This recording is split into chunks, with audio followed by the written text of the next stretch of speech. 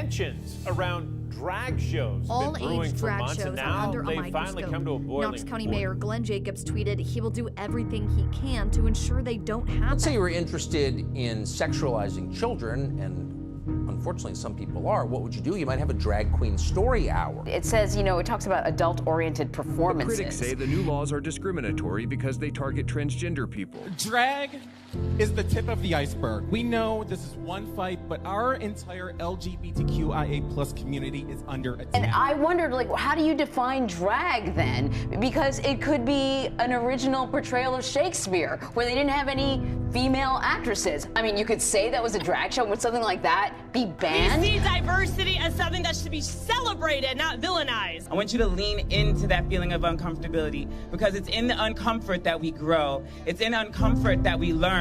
It's in uncomfort that we become the best versions of ourselves, because only in uncomfort can you once again become comfortable. We have to be here fighting for our existence to let them know that we're supposed to be here. This is the start of something beautiful.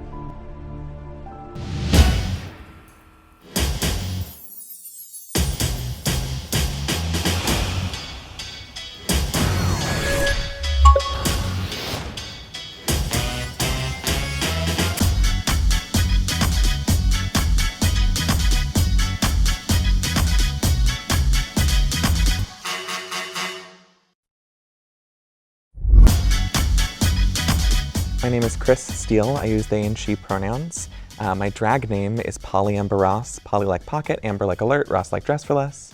And I am originally from Utah, but I grew up in Southern California and moved to San Francisco about 8 years ago. Drag for me is a performance art form that uses gender commentary as a medium. So if performance is like the canvas, gender commentary is like the paint. And then it's also like a receptacle. So it can hold any other kind of performance art you want to put in it. There is so much drag in San Francisco. There are new artists that pop up every single day. Like, we're lucky to have like some of the most like queer venues and performance spaces per capita in San Francisco. So that's nice that you can support like so many different performers. I would say that it is less like a scene and more like an ecosystem. And every neighborhood has its own scene. So that's kind of the thing, is like every place you go in the city is gonna have a different style or convention of drag. It means like it's really diverse. Like any kind of gender presentation or lack thereof, any kind of like style, any kind of species of drag you could think of is probably here. The one thing that sort of differentiates the SF drag community is that we're about performance. Like a lot of it is about like, it doesn't matter what you're wearing if you can perform something.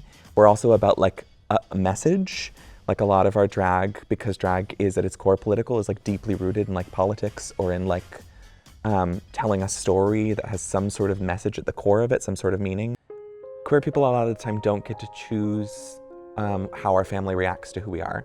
I'm lucky enough to have some like core family members who are very supportive of me being trans and who have like sort of grown and learned. I'm the first out queer person in my family, but I also have a lot of like drag family members who don't have that luxury.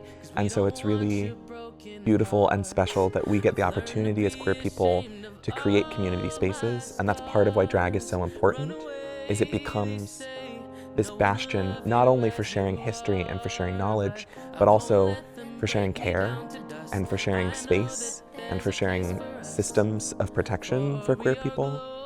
It's really like the forefront of those things. But I think the goals as stated by these organizations who are pushing these laws are about. And I don't think that drag is their end goal. I think that there is a lot of misunderstanding that conflates trans people with drag. And there is this attempt to use drag to criminalize any form of transness. And so if you can attack this performance art form and you can try and create a set of prescriptions where we're telling you how you can and can't dress, then you can almost eliminate trans people from public life entirely. Every day that anybody chooses to go out and live as themselves, and any step you take away from presenting as someone that society would normally accept without push, is surrendering of privilege. And some of us have the choice to do that, and some of us are just born that way. So I think that like all of us have felt this struggle at various times in our lives where you feel like you're not the person that society is telling you you have to be. And there's a danger in being yourself, but there's also a reward in stepping out and claiming that freedom, because we're still out there protesting. We're still gonna do our shows. We've been doing our shows since before it was legal. And so drag artists are not gonna stop just because the government is mandating something. The law doesn't define what's morally or ethically right. And drag artists are strong enough to know that and to say, well, then we're just gonna make it a protest like it was in the beginning. Drag has existed as long as performance has existed.